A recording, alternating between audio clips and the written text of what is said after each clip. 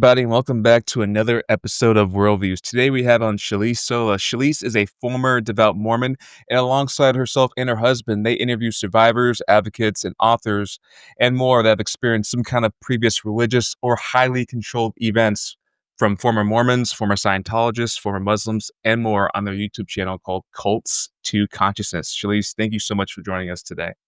Yes, thank you so much for having me. I appreciate you being flexible. I know we've been trying to plan this since December, so with everything going on and moving and getting the new studio set up, I appreciate your flexibility. Oh, of course. I'm glad we're here. I'm glad we're here. So first, I would love to know about your background being a Mormon. Can you just walk us through how you grew up in that whole environment of being Mormon? Yeah, sure. So, have you talked to former Mormons on your channel before? So, I actually went to a temple or church. I always forget what they call it. I don't know why. But I went to one and interviewed three members there, but that was only through just writing, it wasn't through video or anything. So I'm familiar. Okay. The reason I ask is because I don't know if your audience is familiar with all the different branches. And usually, when people think Mormon, they think about the polygamous sects or the fundamentalist sects. So I grew up in the super squeaky, clean looking mainstream Mormon church. So nothing too crazy. I will say I still think it's a psychological cult, but it's nothing compared to the ones who are physically trapped somewhere or being forced to marry people and have children really young, multiple children. So, my upbringing, I grew up in Utah, very, very small town, and it was just all centered around church, basically. Everyone was Mormon, everyone knew each other and kind of knew their business. And I did all the Mormon things, like, when I got older, once you hit 12, you go to Young Women's, which is, like, they teach you how to be a wife and a mom through activities, and they teach you how to be modest and how to get to the temple one day so that you can get married in the temple and have eternal life with your spouse. And so a lot of those lessons, a lot of purity-based lessons, which is where I think most people get the most psychological damage from, because there's a lot of guilt and shame that's consistently over your head. Um, and yeah, I mean, it was pretty basic, but throughout my channel, I tell stories about the ways in which it really stuck with me, ways in which I'm still deconstructing. To give you an example, I think one of the biggest things that I realized through interviewing someone from a totally different group was that this perfectionism thing really sticks with you, because you are told that you need to do all these things, check off all the boxes. You need to do baptisms for the dead. If you've gone through the temple already, you need to go to the temple. You need to wear your garments, the underclothing. You need to go to church every Sunday. You need to hold a calling. You need to do da da da da da da. Da. It goes on and on. And so when I spoke with someone from a different group, she's like, I have a really hard time with all or nothing mentality, because growing up, it was you just have to follow the rules. There's no gray area. And that's something that I've consistently had to unravel is it's okay if you slip up a little bit on your diet. That doesn't mean you have to just binge all the cookies, because in our minds, it's like, well, if you mess up, it's the end of the world. Now you have to go repent. There's public humiliation because you can't take the sacrament, which is like the communion on Sundays. And maybe you can't even give prayers depending on how severe the punishment was or how severe the sin was. So, yeah, it's the little things over time that really stick with you that you have to deconstruct. Okay, because my intrusive thoughts are already taking over, forgive me. Explain the caffeine part of it, because Yeah. they can't drink coffee, but they can have soda, which explains all the soda shops within Utah. But they can have cold caffeine, just not hot? Is that how it is? So, all of this comes from what's called the word of wisdom, and it's something that Joseph Smith revealed through one of his prophecies back in the day when he started the church. And initially, it was pretty kind of mundane. No one really paid attention to it. It was just a word of wisdom, like if you want to be healthy, then don't partake of hot drinks, is what he called it. Eat meat sparingly, which they ignore that one.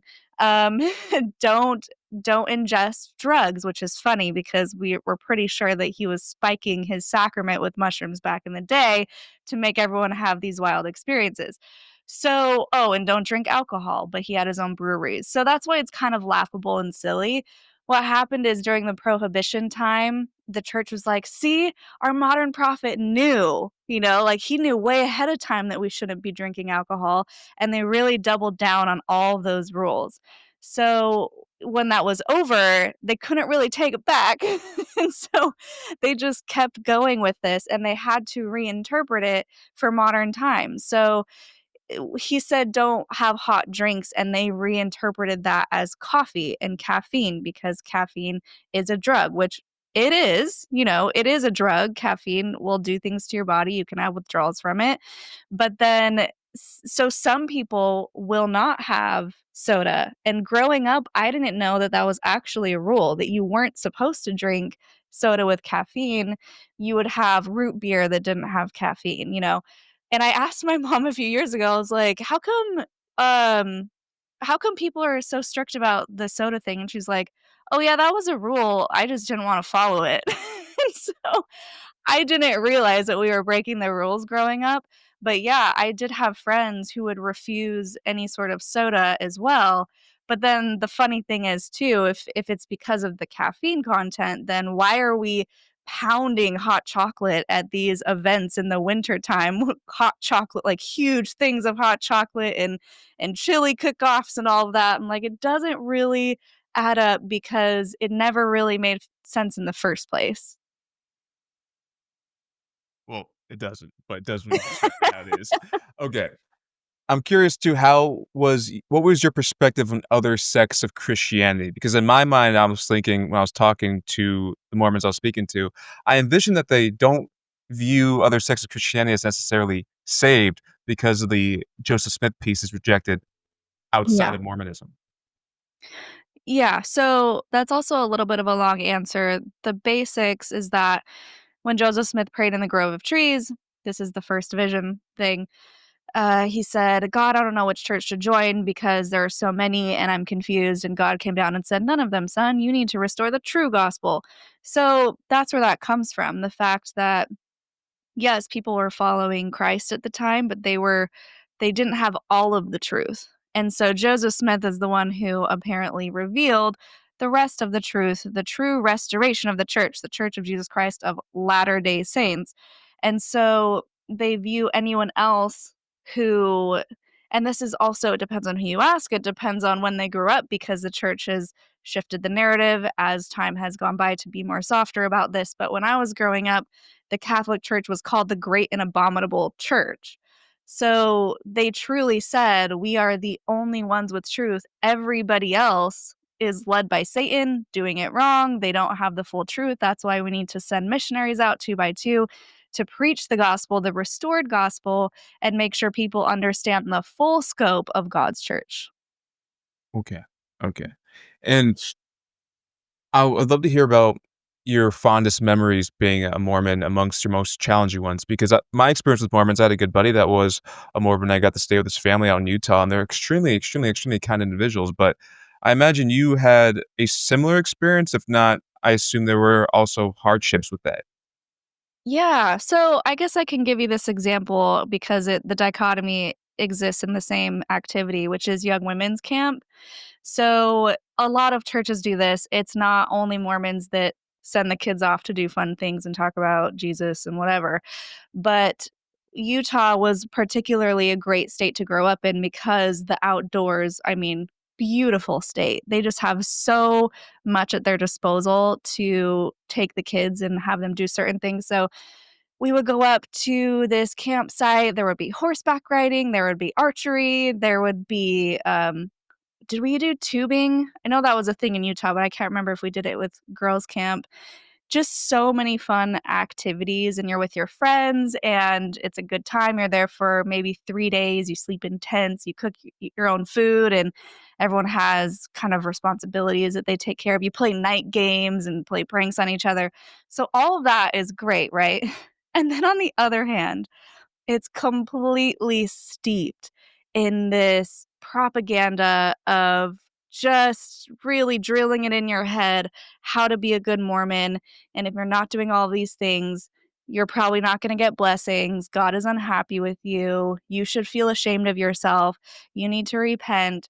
So, one of my experiences that I mention a few times because it's obviously really stuck with me if I keep telling it is we were about to go swimming at girls' camp, and I was so excited. It was extremely hot during the summer, and we all go to run and jump in this little pond, and I get stopped because my tankini, the ones that cover your whole stomach, was about an inch away from my bikini bottoms, or they weren't even bikinis, guys. They're probably like boy shorts, an inch away, and they stopped me and they yelled at me in front of everybody.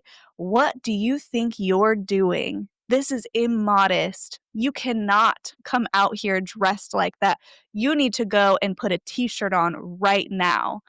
Mind you, it's just a bunch of girls, right? The only men there are the leaders who are supposed to come and chaperone because women aren't allowed to do anything on their own. And so I felt so dumb in that moment, and I had to go put a t-shirt, and now I'm trying to swim with this giant t-shirt and not drown because I'm just weighed down with all this fabric. And I think that's a good example of how something so fun and so innocent and so playful can be flipped on its head and be a core memory that really makes you think less of yourself, less of your body. We were told that our bodies were sinful inherently. If we don't cover our shoulders, we're tempting the boys around us. If something were to happen to us, it's because we weren't covered up enough, blaming the victim instead of the perpetrator, and just all the ways in which we have to cover, which makes you terrified as a young girl because then you're thinking, uh-oh, is someone looking? But then at the same time, you're supposed to be beautiful and attract the most righteous man because the men were told, the more righteous you are, the hotter your wife is going to be, as far as like a blessing from the Lord. So you're trying to be beautiful, but then you're being shamed for it. So it's this really weird dichotomy of how much do I exist? How much can I exist in the world without being shamed for it? Mm, Now I wanted to hear about when you started having doubts. Started having doubts. The first time was I moved to Portland my senior year of high school, and all of a sudden I was not normal anymore. I was the weird Mormon kid, and I was like, "Oh hell no. I'm not going to be the weird kid. I already have to be the new kid for my senior year, and I need people to know that I'm cool and I'm popular, So, I joined the cheerleading team and the dance team, which I had done in Utah, and so I was like, okay, I got my footing, like people know that I'm not super weird and I'm a normal Mormon, because there were a few in the school that didn't really seem normal. And the thing is, in other states where there's not a large population of Mormons, at least in my experience, and I've lived in multiple states as a Mormon, so I feel like I have a good basis around this. When there aren't very many people, you have to be an example, and you're told you have to be an example, so you have to follow the rules a little bit more strictly, and you have to preach it a little bit. You're supposed to convert your friends and flirt to convert and all that stuff. So, had this friend. She was awesome. She came from a long line of pastors with a non denominational Christian church. She invited me to her church, which was one of those mega churches with the bands. And I was just like, this is crazy. It's like a concert for Jesus because in Mormon church, it's very reverent and quiet. Even if someone sings a beautiful song, you do not clap, you just smile and you feel the spirit, and it's just boring. So my eyes were opened. I was like, what is this world out here? This is crazy. And one day she she gets me in my car late at night, probably after cheer practice or something, and she pulls out this notebook and she's like, Shalise, you are doing everything wrong. I just did some research in the library on Mormonism, and girl, let me tell you, if you don't change your ways, you're gonna go to hell. And I was like, huh?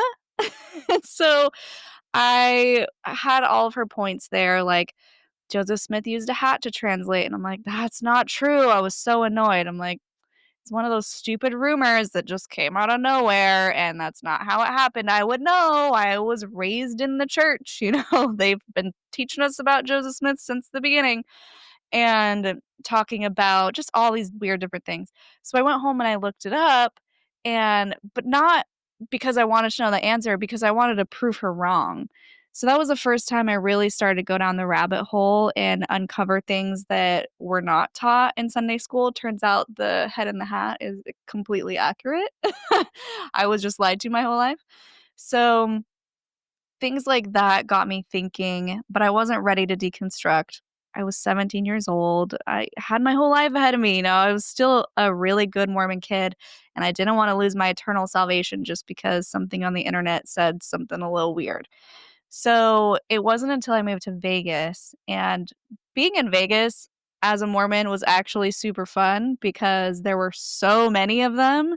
And at least at the time, I was told that there were more Mormons in Vegas than Utah. And so just like it was like being in Utah again, and but being in Vegas and doing fun things and camping and outdoorsy stuff and going to the lake and with the singles ward because they have different churches depending on where you're at in your life. So once you hit 18, you can't go to the family church anymore. You have to go to it's crazy.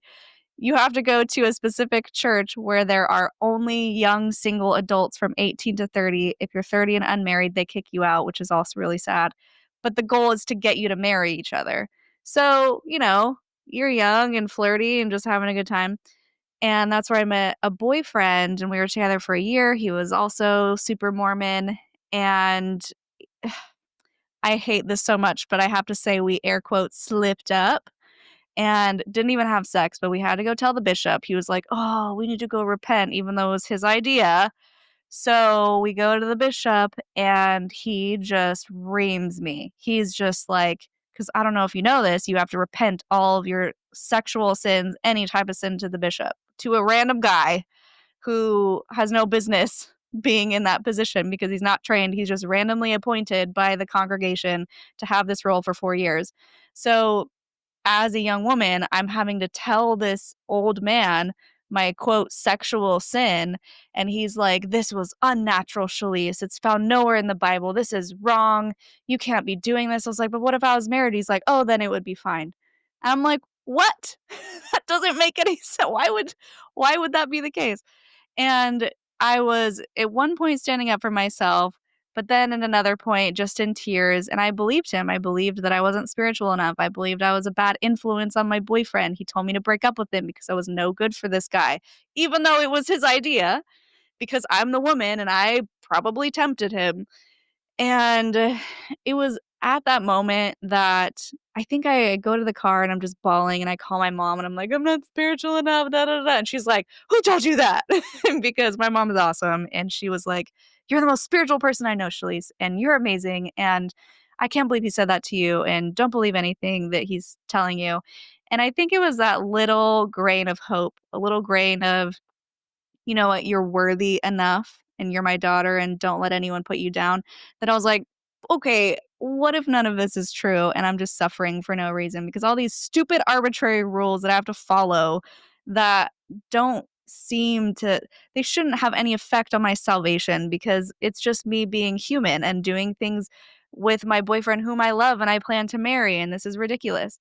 So that's when I actually researched the church. I probably spent 12 hours on the computer, sundown to sunup, printing, highlighting, researching, uncovering, actually ready to hear all of the answers that were hidden from me or the things that I was lied to about.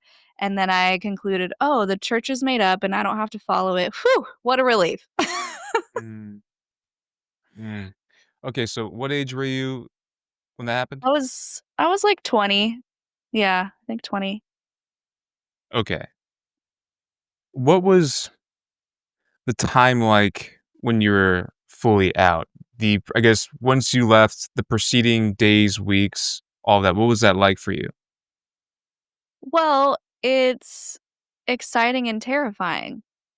I mean, imagine a wild animal who's been trapped in the zoo his entire life, and that's all he knows, and he's just, like, hitting walls everywhere he turns, but he's got food, and it's fine, and he's got his friends, but then you let him into the wild, and he's like, "Oh, shit.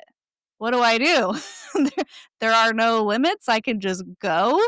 But then you encounter danger and you have to figure that out. How am I going to continue to live my life? Am I going to continue not to drink alcohol or smoke weed or have sex? Am I going to continue to be a virgin until I'm married? Am I going to throw that out the window and just experience life?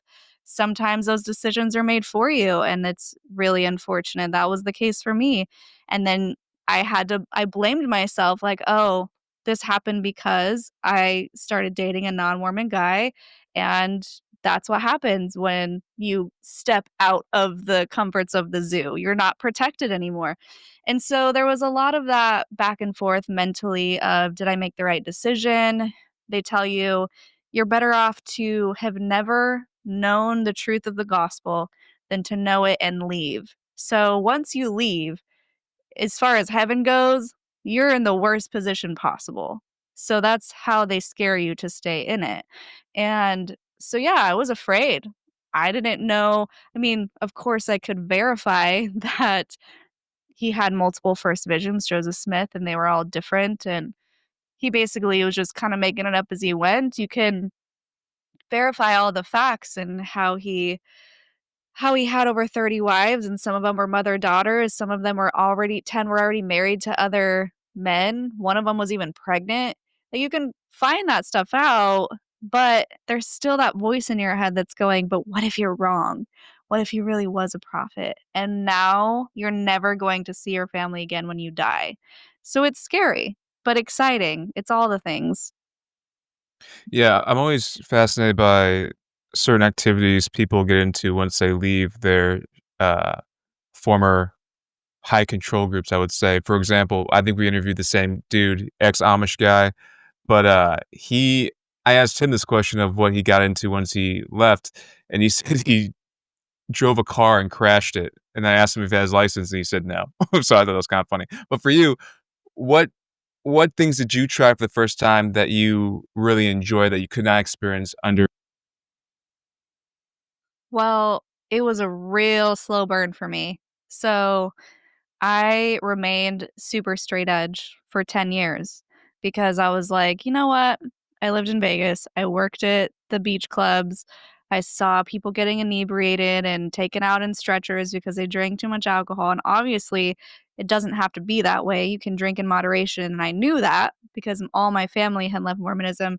They drank alcohol. And I knew that it was possible.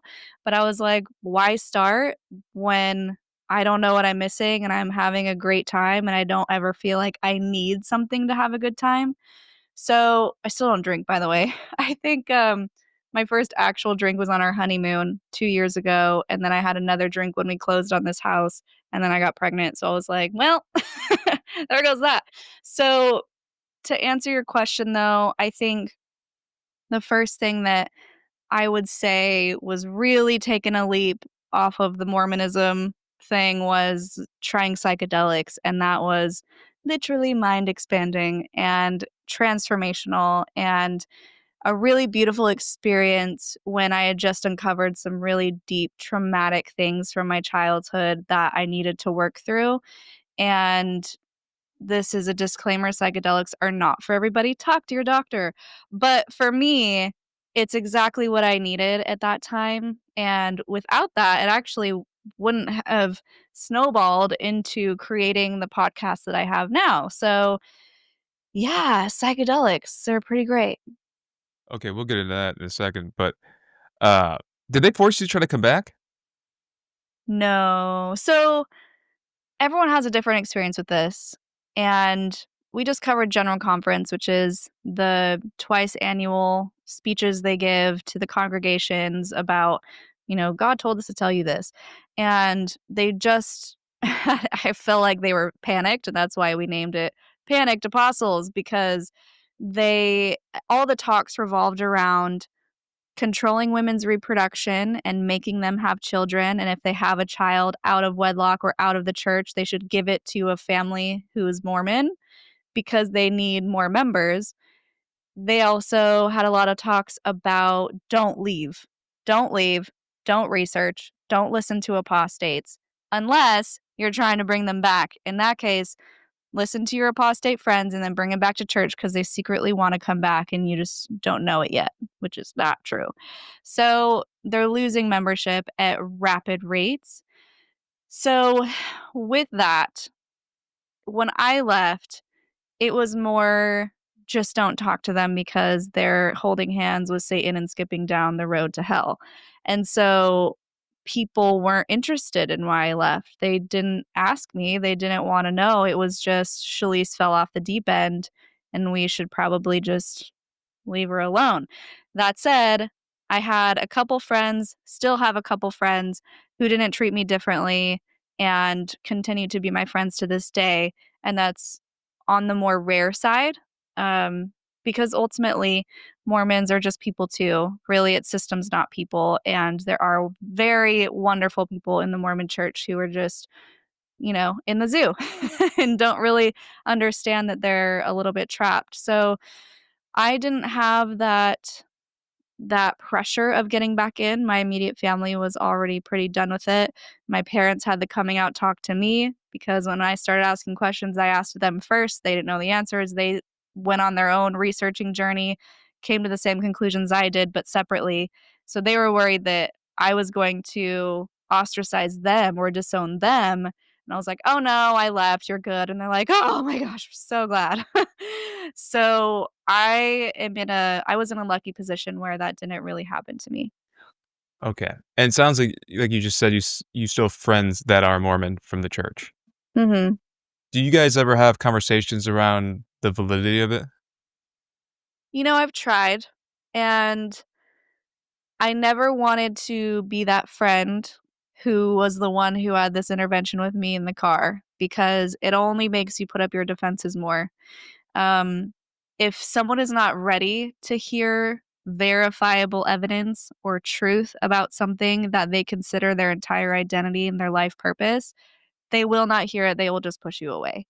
So I've dropped little nuggets here and there of like, oh, did you know this? Or have you heard about this? Or have they taught about this in church yet? Kind of like casually. And I think where my friends are at, they're like, "Oh, the church is better now. They're more progressive, they're more accepting." And in some ways they are. In some ways they're watered down quite in a lot of ways they're watered down quite a bit from where they started.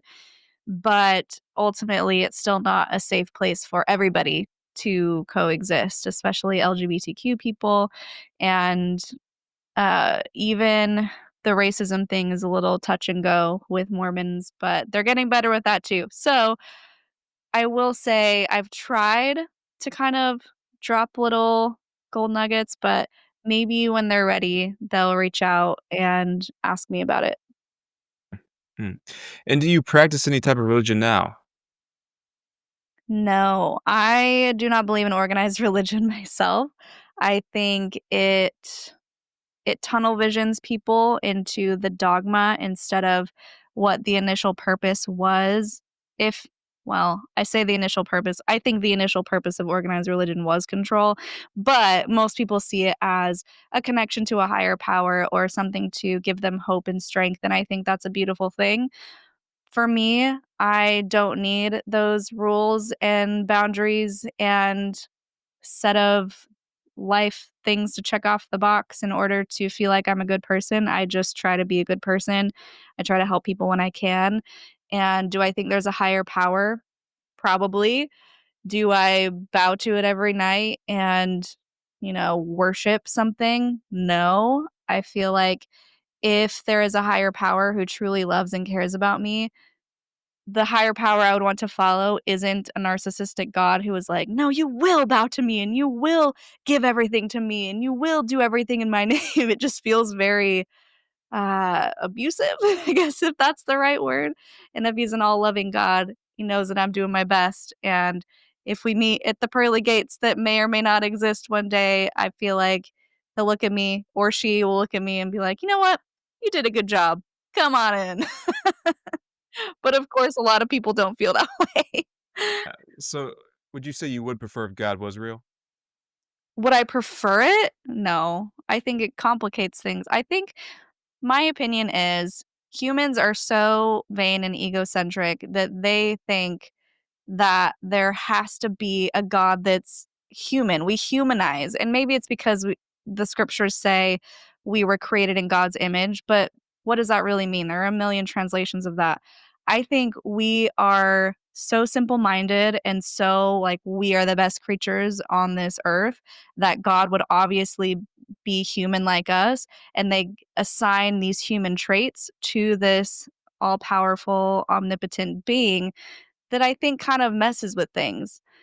And I don't it's probably a larger discussion about the Bible as a whole because obviously there are different gods depending on the New Testament or the Old Testament, like the version of the all powerful, the wrath God or the all loving God or the Jesus.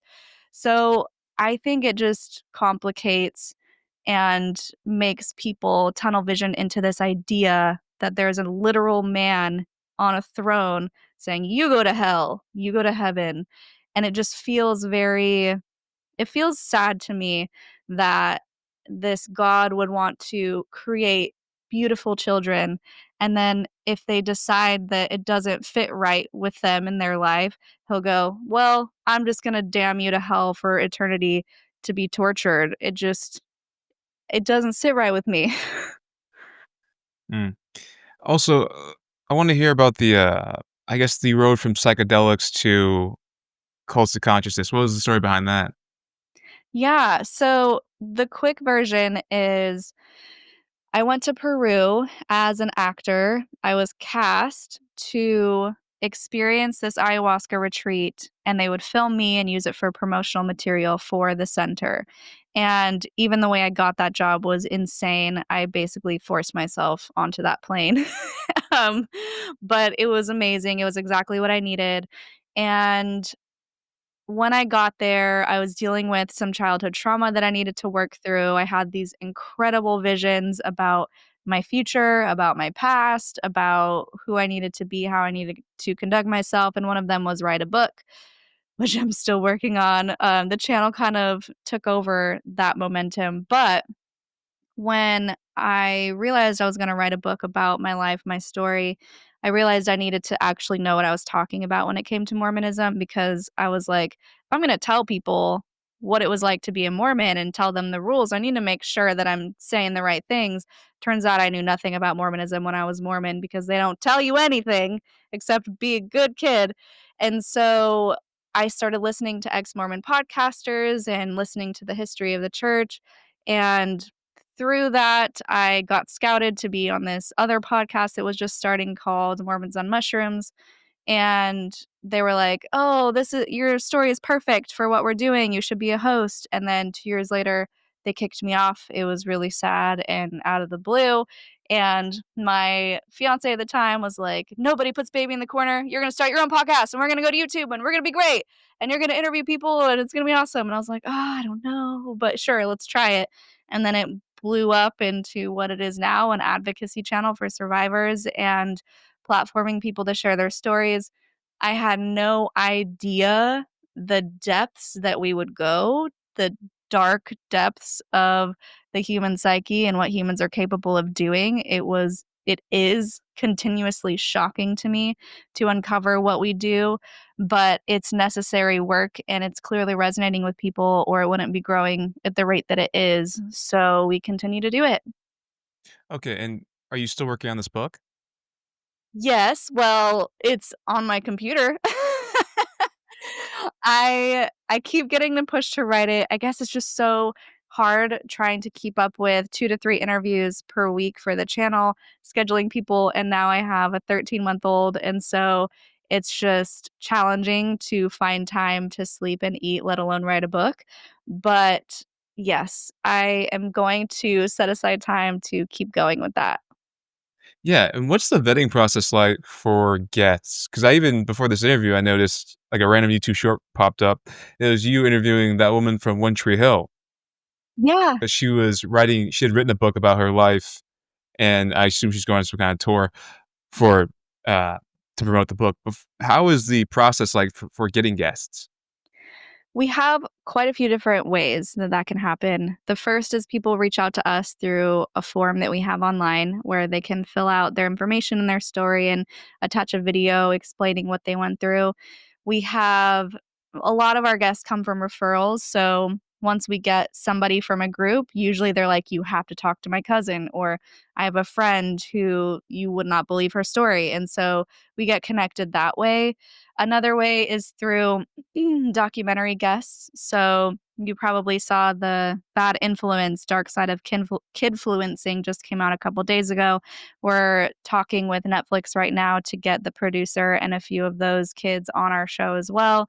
And usually it's the same thing. Once we get one guest from the documentary, it opens the door to getting most of the people from that documentary on the show as well. And also just suggestions from our audience. If someone is blowing up on TikTok or Instagram, their story goes viral, it's a cult story, they send it to us like Matthew and Paul, the most adorable couple you've ever seen on Instagram. They have probably 4 million collective followers on all the platforms. Paul is blind. Matthew grew up in the IBLP, which he just started telling people, and he plays cute little pranks on his husband, and so they're awesome. I was able to get them once he opened up about his background. My inbox was flooded with messages from our viewers asking us to interview him. So, yeah, lots of different ways. And as far as vetting goes, it's a really tricky thing. Most of the time, all of our guests or our audience, they rally behind our guests and they're so supportive. Maybe 1 out of every 25, someone will be like, "I don't know if I believe that story because it sounds a little too crazy." But it's not our job to question someone else's trauma. They've already been questioned over and over and not believed, and so we do our best to verify things that we can, but for the most part, we just have to have faith, if you will, in our guests that they are doing their best to give us an accurate story.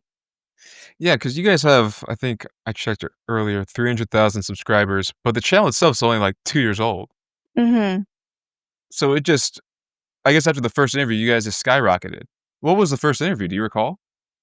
The very first interview, it was with Nuance Ho. She's also ex-Mormon, and she was working with John Dehlin, who is the first ex-Mormon interviewer, podcaster, therapist. He's been doing it for 20 years before podcasts were even a thing, really. And so she started working with him, and she was like our big get. We were so excited, and now we're great friends, so it's kind of fun. But yeah, we didn't really start taking off until, let's see, to give you an idea, I just had our 2-year wedding anniversary, and at the day of our wedding, we had 13,000 subscribers.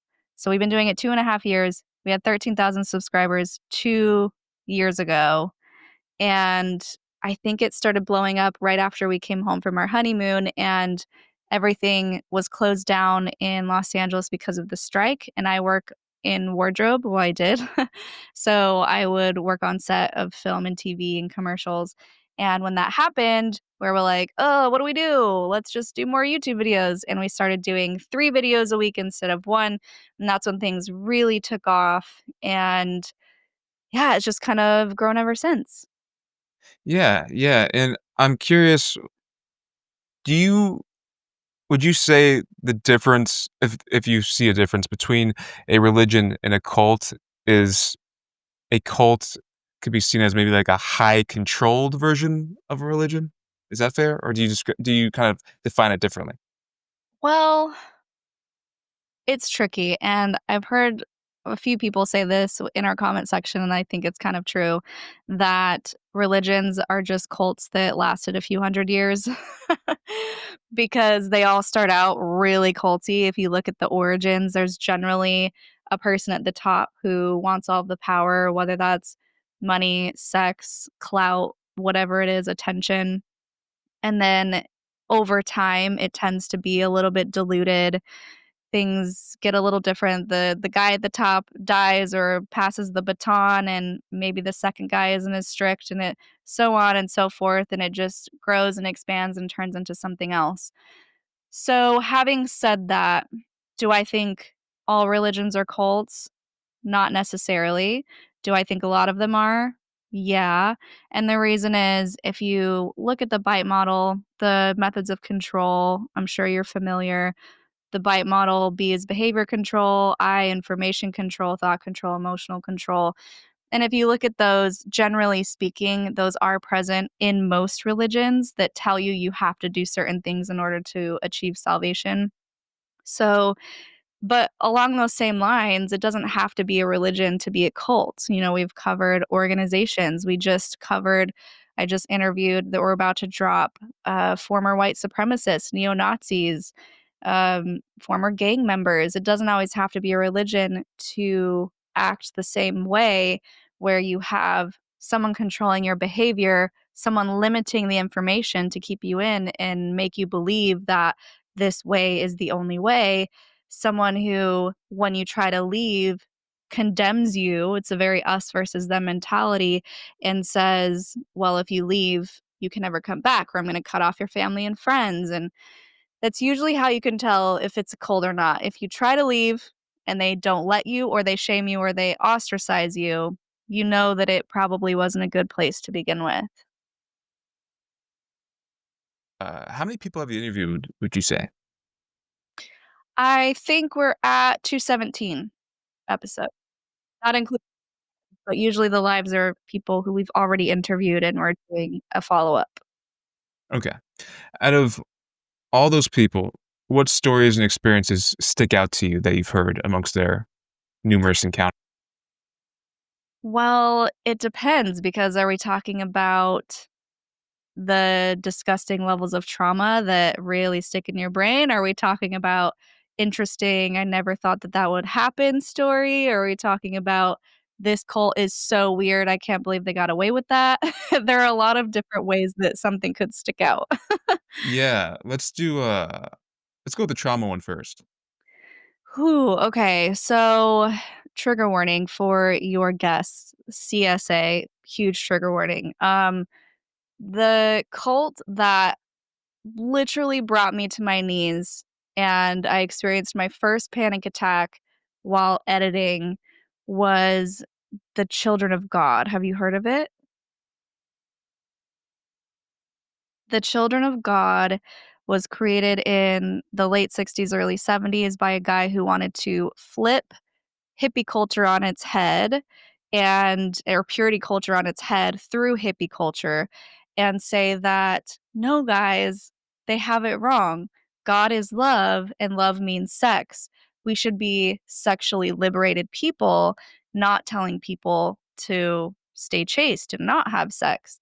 And while that sounds super fun and great, that trickled down into children. And things were happening to children that were openly seen as okay, and public things too, like giant orgies and like parents with their own children trying to quote sexually liberate them and teach them how to do things. And oh, it was just a lot. I would highly recommend Daniela Messinek Young's book Uncultured. She was in this cult. That was the interview that first introduced me to it, and her story is it's a hard read, but you also can't put it down because you just have to know what happens next. She ended up going and getting a degree. She went into the military, and now she is an expert in cults. She has um, accredit- accreditation to back that up, schooling to back that up. So really, really tough stuff. And we've interviewed multiple people from that cult now. In fact, the last one we just interviewed she was given to the leader, the cult leader, at age 3 as his bride. Wow. Yeah, that kinda reminds me of, have you heard of the Dancing Boys of Afghanistan? No. So the Dancing Boy of Afghanistan, basically, there's this society of men in Afghanistan that basically are all, I think, relatively wealthy. So they'll go to families within the communities, usually poorer ones, offer them a sum of money and just say, "All you have to do is give us your son, and we're just gonna take care of him, and have him dance for us, and that's it." I don't know if they mentioned the dancing out to the families, actually, but what happens next is they bring these boys around, and these boys dance for huge crowds of men for long periods of time. And then the men proceed to have their way with the boys up Oh. unt I mean, these boys are all teenagers, and, it gets so bad to where I think some of the boys are even conditioned to think that's how life actually is, and in this documentary that shows this, they interview the boys as well, and the boys say they wanna do this some of them said this at least, they want to do the same thing to boys as well when they grow up. So it's a very Oh. dark experience for I mean, from an outsider, very dark, but from inside, I guess they perceive it as something just for, normality. But I remember even in the documentary when the men said that they asked them about the women of the society, and they said women are for children, like for mating to produce children, but boys are for pleasure, and it was just, like, very dark. I recommend the documentary. I think it's something you should watch. I don't think you're Mhm. this way, but for those that don't like or have problems living in America, if they wanna have some gratitude, I recommend watching The Dancing Boys of Afghanistan, just see how dark humans can get. But, yeah, it's pretty gnarly stuff. But okay. Yeah, that's pretty insane. During these interviews and stuff, I imagine you've had a few people just, like, break down too, because I mean, what you just talked about and you said you had a panic attack just editing the video. I imagine during it live, it was also excruciating just to hear or even talk about for both you and the victim. Yeah, sometimes. So, that interview in particular, I remember I think I was probably just having a trauma response and dissociating. So, because I'm relating it to my own childhood, and I don't think it really hit me until I was distanced from it, safe enough, right, out of the line of fire, if you will, editing to where I could really stop and process. And yes, there have been times where, mostly in the beginning, not so much anymore. I think I've been able to, on purpose, dissociate and be the interviewer and not the person who can relate to the trauma. But there have been times where I have to do this, like, I put my nails on my palms as we're recording, and you can't see my hands, so they don't know I'm doing it, but it's a way to kind of keep me in my body and keep me from breaking down, just, like, focusing on the feeling.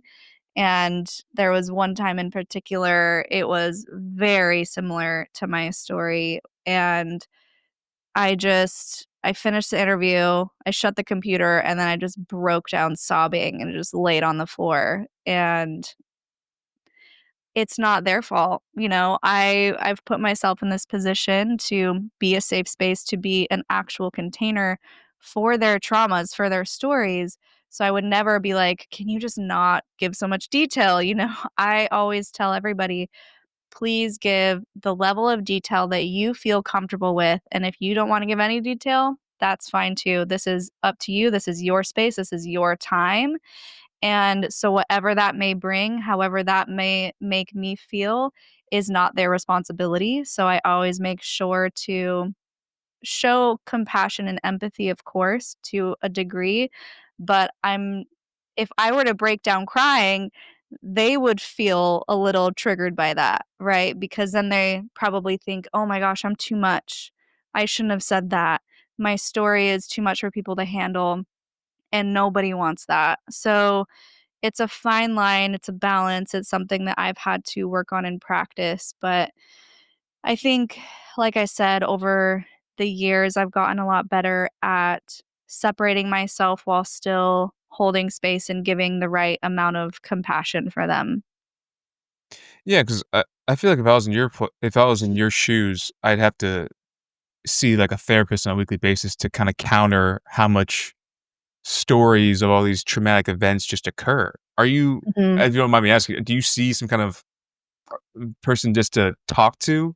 Just to kind So funny you should ask. I after that first panic attack, I realized, all right, I need some help. I need someone to help me walk through this. And I went to BetterHelp, like the online, because I was like, I don't know how to vet all these therapists. Like, this seems easy. I just pay a monthly fee. I get teamed up, whatever. It was a nightmare. Do not recommend.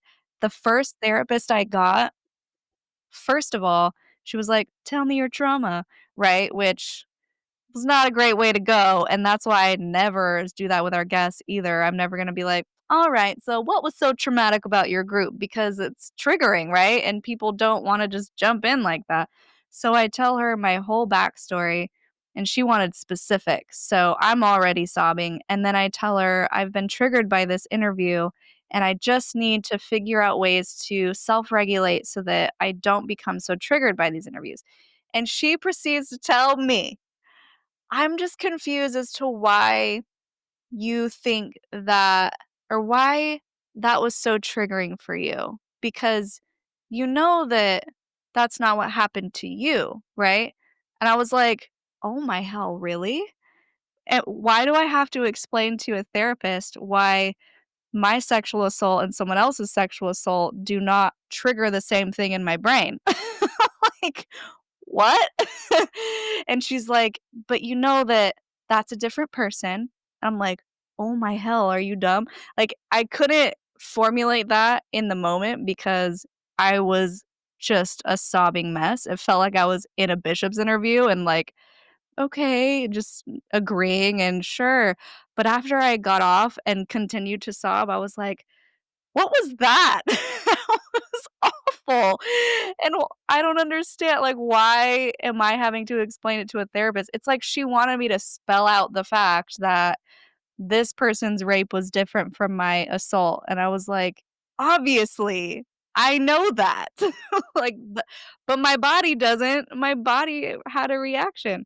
So, I tried a new therapist on there. She ended up taking a session with me uh, while she's in the car with her daughter gets in the car and starts talking to her, and she's like, "Oh, sorry, yeah, I'm just on the road with my daughter." I'm like, "What?" It was just such a bad experience that after that, I was put off completely and just didn't have the bandwidth to find a new therapist, to be honest, and so I just haven't since. Should I? Yeah, probably. I should probably talk through a lot of the stuff that I'm told in these interviews. I guess that's what I have my husband for. I shouldn't unload on him, but he also edits, so he's in it too, so maybe it's good that we can both talk to each other about it. Um, Again, we just try and distance ourselves from the reality in some capacity so that we can continue to move forward without being traumatized ourselves. again, I got 2 more for you. Have you ever well, I mean, if you count this, maybe those visions you mentioned, but have you yourself experienced something that you would perceive as paranormal or supernatural? Totally. 100%. Let's hear it. I I had ghosty stuff happening to me since I can remember. I thought everyone did. Um, so the paranormal stuff, I always believed in. Was like, "Oh yeah, there's definitely the other side." I would read books from mediums like James Van Praagh, he was my favorite. Went and saw him in real life to do when he did readings on the audience. I'm 100% a believer in there is something out there after we die, even if it's this residual energy that lingers and hangs out. But there was actually one time this is the biggest experience, I think. I was 4 or 5, and my dad had just finished building this really tall bunk bed for my brother, and my grandma was over, and I was like, "Watch how I can climb!" And I was so proud of how I could climb the ladder and get to the top, and then my mom and my grandma walk out and go downstairs, and all of a sudden I realize I'm up there by myself, and I'm like, "Wait, guys, wait for me!" And so I hurry and turn around, I come down the ladder, and I miss a rung. And I feel myself falling backwards, about to hit the floor, and I'm bracing for it because I know it's about to come, and it doesn't. And I realize I'm slowly being lowered to the ground, and I'm just set down on the ground really lightly, and I open my eyes and like, "What just happened?" Because it definitely should have hit really hard, and I probably would have landed on my head because I missed one and my foot went through the ladder. So, I don't know what happened. I don't know if it was a guardian angel. I don't know if if it was an angel itself or maybe it was Jesus. I don't know, but I opened my eyes and was just like, "What happened?" And I was so little. I ran down to try to tell my mom, but who's gonna listen to that type of story from a 4-year-old? Like, "Sure, honey, yeah, go play," you know? So that's the biggest one that I remember, and growing up, I always was like, "Why didn't I open my eyes? Why didn't I open my eyes and see who it was? See who was holding me?" So, yeah, lots of ghosty stuff, but that was a big one. Wow, so you subscribe to the spiritual realm then, whether it's ghosts or do you think there's like an evil portion of it too, like a demonic realm? You know, probably, and I say this because I've also been somewhat attacked in that way, and this was actually right after I left the church, so again, I'm like, "Oh, I'm being attacked by Satan because I'm not Mormon anymore," and it's not the case, but it was after a night that I had some crazy ghost stuff happening in my house, and my mom was like, "You need to sage your house," and so I was like, "Okay, sure, whatever that means," so I just lit sage, and I was like, "Go to the light, go to the light." I didn't really know what I was doing. But what happened was that night when I was younger, and it happened for years, probably like 10 years or something, when I would go to bed, I would see these evil faces rushing me. Or like really scary ghoul type faces, or people their like skins falling off, or just looking like demons that when I would close my eyes, I would see the face in a distance and then it would like rush through me. And I would have to hurry and open my eyes and be like, okay, I won't go to sleep yet. That night, I did not sleep at all. It was like I was being attacked from every angle from these things.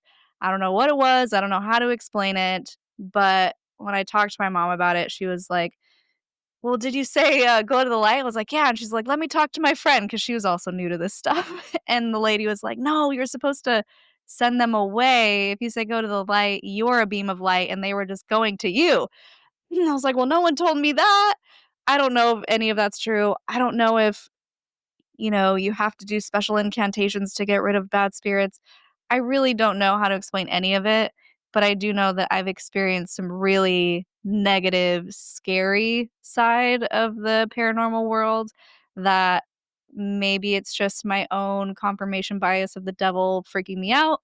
Maybe there actually is something evil going on. I can't explain it, but I know I've experienced it. Wow. Okay, one more question, we can get you out of here because 'cause I'm very Okay. fascinated by how you would answer this too. Okay, let's say God comes down, and you know for a fact it's God, and he says, "Shalise, you can ask me any question you want, and I will give you an answer right now." What would be the one question you would ask God? I would ask him why. Say, "What's the point of this? Why Oscar sorry. Oscar, leave it. Oscar, leave it. Oscar, leave it." Hold on. Sorry, 1 second. Ah, some dude in a captain, he's gonna okay. Oh, let's hold this little wiener here. Um, I would ask him why. What is the point of all of this? If your goal was to truly test us, if we're assuming that it's the Christian God, right? Like the Jesus of the Bible and the Old Testament and all of that, and assuming that those are the rules we're living by in this scenario, I would say, what is the point of sending down your beloved children to essentially torture them? And yeah, sure, allow them to make their own decisions, but then decide to torture them if they don't make the right decision. Or on the other hand, if it's not dark, if he's like, "That wasn't me, someone wrote that down to control the masses," then I would say, "Okay, well then what is the point? If it's not a test, is it just to gain experience? Is it just to understand the full spectrum of what life can really offer? Are there other worlds out there doing the exact same thing? Are we special? Are we a closed experiment? What's happening? I think I just would want to know the why, the point. If the answer he gave wasn't satisfactory, would you be okay with that? What do you mean? Like, if you said something vague like, "Just have faith, my child," or or something. Yeah, I guess if he gave you an answer, but you're just like, "That's it," would that be the would you say that would be like, I don't know, I guess would that I guess would that yeah, I guess that would further your confusion, but I'm trying to say, is there an answer to that that would satisfy you think? Well, shit, if he's God, he better come up with something good. I would expect to be blown away, and if I'm not blown away, I'd be like, "Are you really the guy? Are you really the one?" If I'm meeting God and he doesn't blow my mind with answers that humans haven't even thought of or had a inkling of a thought of what this all might be about, I'd be really disappointed. Yeah, that's a good point, 'cause I guess now I'm thinking about it more, he would probably do to you similar to what he did in the book of Job when he took Job on that journey through the universe and showed him, like, the layers of existence and reality that God sees that humans aren't really privy to. Uh, but I just wonder too if that's, like, a scenario as well where you'll see it and just be so blown away that you're just like, "Well, I guess that's a satisfactory answer then." Yeah, maybe. I feel like if the real God came down and showed me things that blew my mind, I'd be like, "Cool. Got it. Makes sense." I think that would be great. I would love it if that happened. Yeah. Cool. Well, Shalise, thank you so much for the conversation. This was fun. I just want to say too, thank you for all the work you and your husband do. I know you impact a ton of lives with every episode that you guys release. Is there anything else you want to leave with our audience? Perhaps you can say what's next for you all. I also like what goals do you guys have with this? I imagine you just want to see how big it gets, and I'm not sure if you guys are looking to get picked up by some TV network or like a Netflix type of thing. But what goals do you guys have there? Yeah, thank you. We have been produced. We have been approached by a few producers to potentially create a TV show. We're talking with networks about what that might look like and if it might be a possibility. Right now, with the industry, it's pretty tough out there. They're not really greenlighting a lot of projects. So we're kind of just waiting for the right time and trying to figure out the direction we want to go with it. Of course, to continue to platform more survivors, people whose voices have been silenced and who've been in the shadows for so long and want to get out and tell their story. That's always going to be a priority to continue to advocate for these people and to shine light on the dark spaces of the world that people aren't talking about. And yeah, I guess if I were to leave everyone with any type of advice or bits of wisdom, this comes from the collection of all of the interviews I've ever done. Best advice I give is to be kind because I would say 9 out of 10 of the people who come on and share their stories, the reason that they left is because someone on the outside showed them kindness even when they may not have deserved it. Even if they were hateful toward this person, they still received kindness and they realized that there are good people outside of the cult, and it gave them that little spark of, "Maybe I don't have to suffer. Maybe I can see what it's like out there because this person is so warm and loving, and I've been told my whole life that they're horrible outsiders, don't trust them, don't listen to anything that they say, they're led by Satan, they are monsters, they are whatever, name your thing there." But being able to break that and to show people that there are kind people in the world is enough to help them bring their walls down and to start to see things for how they really are and to question, and that's such a beautiful gift to somebody. Mm, mm. Well, Shelise, thank you so much, and good luck to you guys, and hopefully you get the best possible network deal you possibly can get. Thank you. Yeah, I really appreciate you having me on and sharing. It's been a while since I've jumped on someone else's show, so it was a fun thought experiment. I appreciate your questions. Free audio post production by alphonic.com.